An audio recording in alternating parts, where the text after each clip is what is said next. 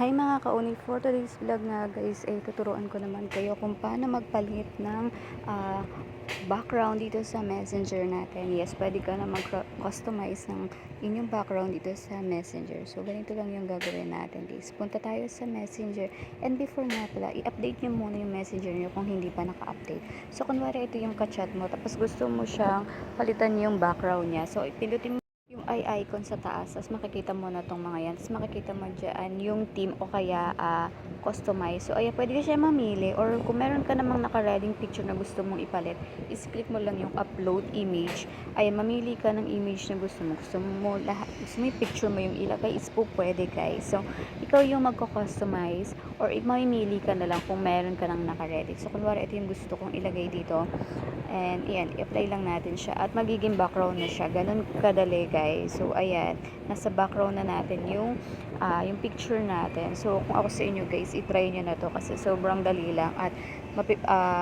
mako-customize nyo pa kung ano yung gusto nyong ilagay sa background ng kachat nyo, or kung may boyfriend ka, yung picture nyo dalawa yung ilalagay mo. O diba ang ganda?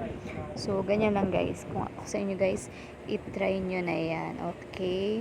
Pero dapat i-update nyo muna yung inyong messenger para hindi kayo mahirapan gamitin. Yan lang guys. Thank you for watching.